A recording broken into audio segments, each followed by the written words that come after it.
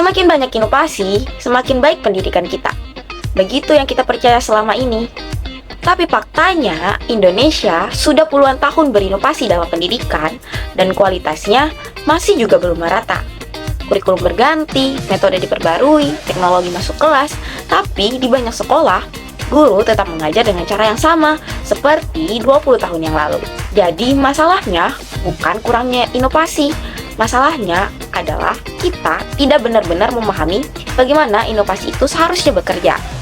Karena inovasi yang baik bukan seberapa baru idenya, tapi soal apakah idenya sesuai dengan karakteristik yang tepat, dan apakah strateginya sesuai dengan konteks penerimanya. Dan itulah yang akan kita bahas hari ini.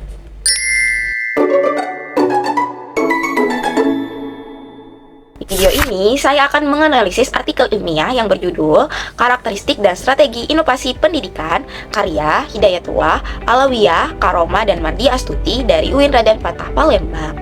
Artikel ini ditulis dengan metode studi kepustakaan menggunakan pendekatan kualitatif deskriptif. Temuan utamanya ada dua. Pertama, karakteristik inovasi. Penulis mengacu pada Everett M. Rogers yang menyebutkan 5 karakteristik inovasi. Pertama, ada relative advantage, seberapa inovasi ini lebih menguntungkan dari yang lama. Kedua, compatibility, yaitu seberapa sesuai dengan nilai dan kebutuhan penerima. Ketiga, complexity, seberapa mudah dipahami dan digunakan. Keempat, reliability, bisa dicoba lebih dulu atau tidak. Dan kelima, observability, apakah hasilnya bisa dilihat secara nyata.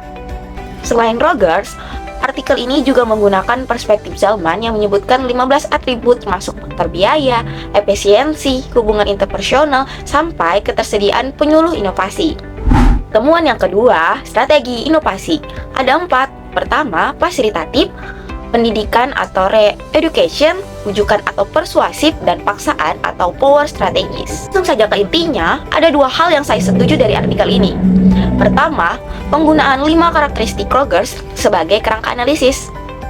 Artikel ini benar bahwa cepat atau lambatnya penerimaan inovasi sangat dipengaruhi oleh kelima karakteristik ini. Dan ini bukan sekedar teori.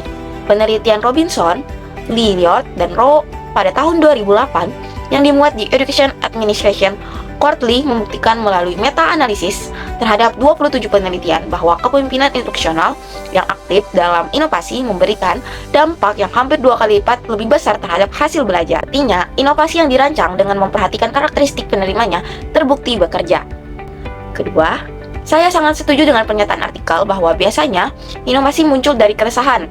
Inovasi karena terpaksa berubah karena ada masalah yang nyata, bukan sekedar karena tren, kebijakan dari atas, dan hal ini sangat penting sebagai pengingat bagi kita sebagai calon pendidik. Tapi, ada 2 hal yang perlu saya kritisi. Pertama, soal strategi paksaan.